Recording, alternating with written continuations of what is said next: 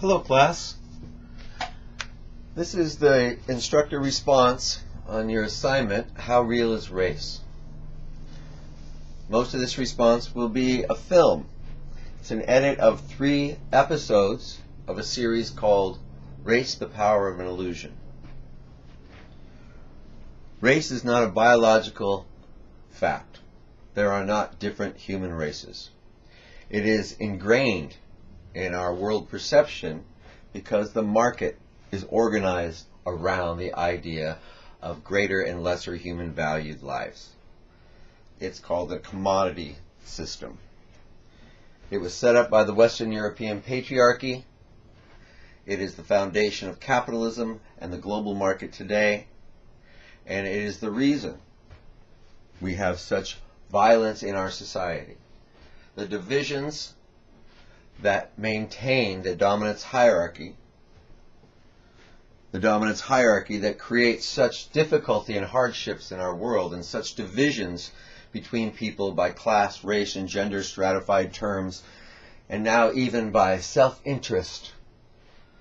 Your self-interest, you should be a winner, and to do that someone else needs to be a loser. So don't consider other people of value. Consider them your competitors to be triumphant over.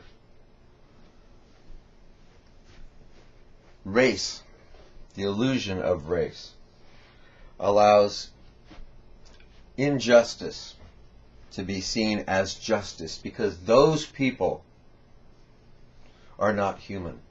Those people cannot be civilized. Those people are the problem that drags us down, as opposed to a market system that refuses to pay a livable wage, that refuses full employment so that it can get away with not charging a livable wage, not giving a livable wage. Why? To keep the power to the top going. So they're winners and we're losers. This has affected all of us. We have all been categorized and raised to see each other as the enemy, as someone to fear, as someone causing our problems, as opposed to a system, a structure of values that has determined how we will live.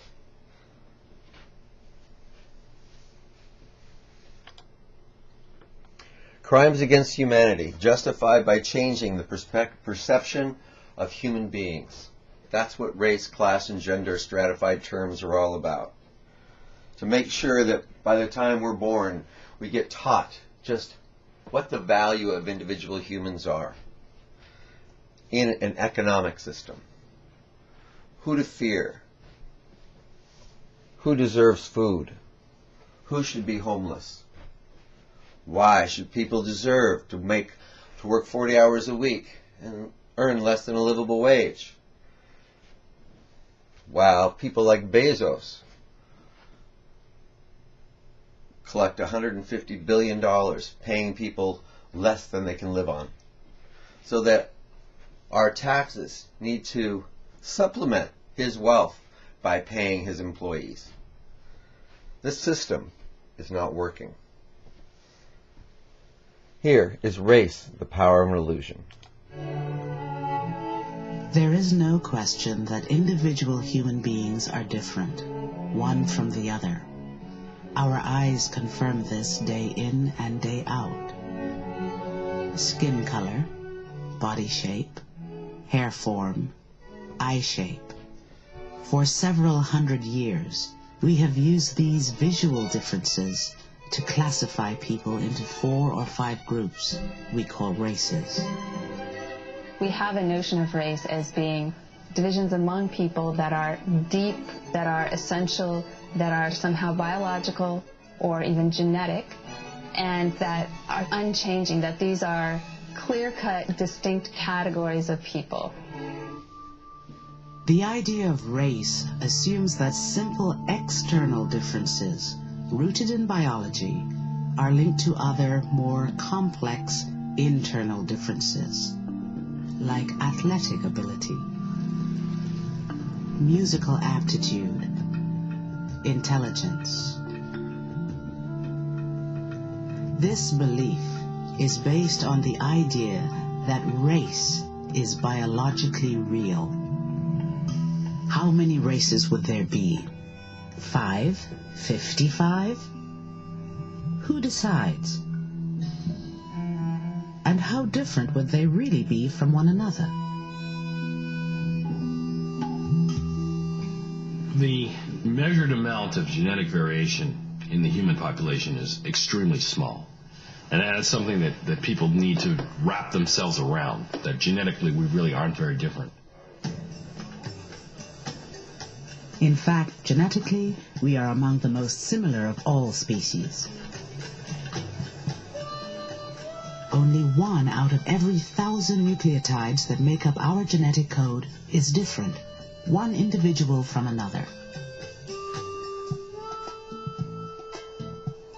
These look-alike penguins have twice the amount of genetic difference, one from the other, than humans.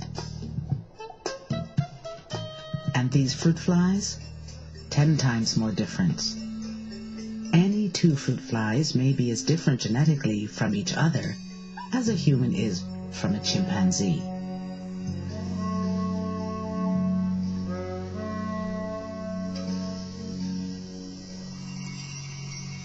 So the central question for us is, of the small amount of variation between us, what, if any, is mapped along what we think of as racial lines?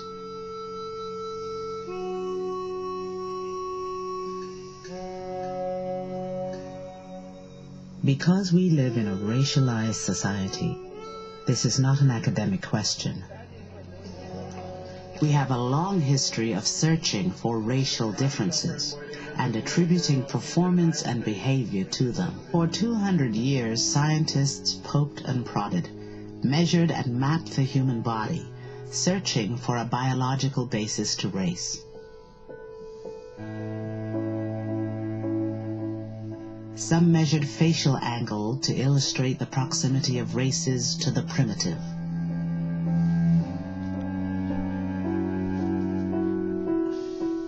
Others calibrated skull size to identify those with superior or inferior intelligence.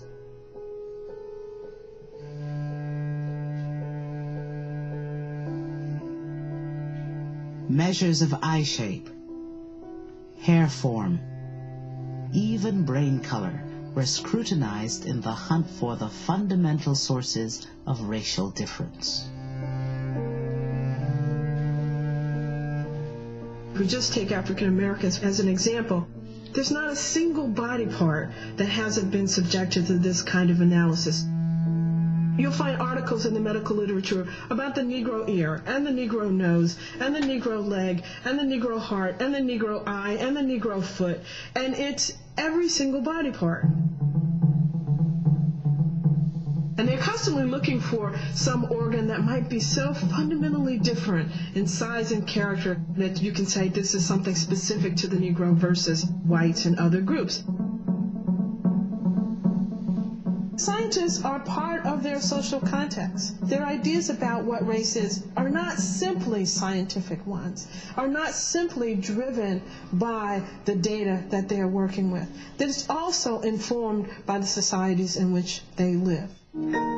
Science and the politicians and popular opinion weld together in a way that is extremely useful for both.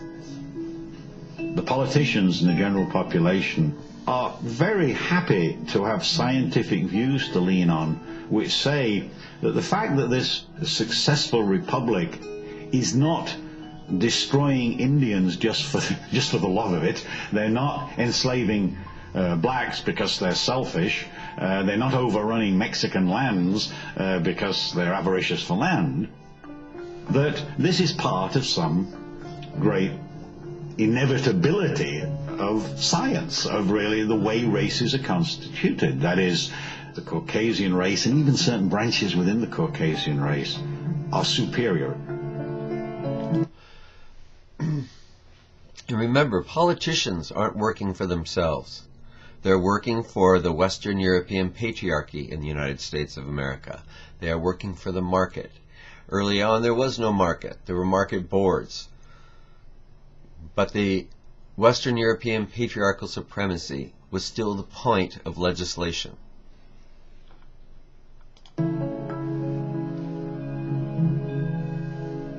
It's a way of sort of naturalizing a social structure which everyone understood and clearly saw that the quote-unquote the Negro, or in other regions of the country, the Native American or the Chinese, were at the bottom of the social and political hierarchy.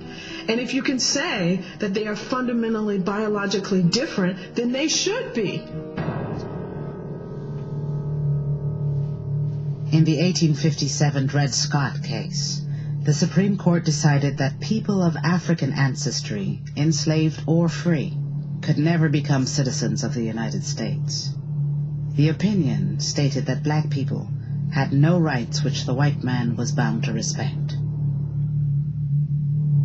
There's been a remarkable transformation, because if you're thinking, say, 50 or 60 years before in American history, you've got Jefferson ambiguously talking about, well, he thinks possibly blacks are not quite of the same capacity as whites, but he isn't sure. But they get to the 1850s, people are writing, there are deep, irrevocable gulfs between the races. So, people like Jefferson and everybody else in that time period were born and grew up seeing Africans enslaved here in the United States, seeing the indigenous savagely destroyed and moved off their land, pushed onto reservations. They grew up seeing human beings treated less than human. And with that treatment came the stories and the values that said why this was okay, why this was not violating God's law, why this was actually accomplishing God's will here on earth, manifest destiny. Like when we're born and we look out and we see the communities that are in poverty. We see how people of color are treated. We see how the indigenous are ignored. Every day, this becomes part of our reality. It becomes normalized. And it becomes normalized for economic purposes, for economic goals. As African slavery increased, lower-class Europeans won new rights and opportunities. Some even became overseers and bounty hunters responsible for policing the growing slave population. In fact, that's where the idea of the white man came in. Early on, those that were in servitude and those who were Africans that were brought here and enslaved worked together. And there was that possibility of an insurgence. They weren't enemies. They were both working for their white plantation masters. So there were insurrections. The answer to that was to take the whites and say, you're superior to those blacks. In fact, here's a whip, here's a horse, now get the work out of them that I'm expecting, and I'll make sure that you get paid, that you get shelter, that you get access more than you have today, because you're white and you deserve it. And hence was born the white man, the black man, eventually the red man, the brown man, and the yellow man.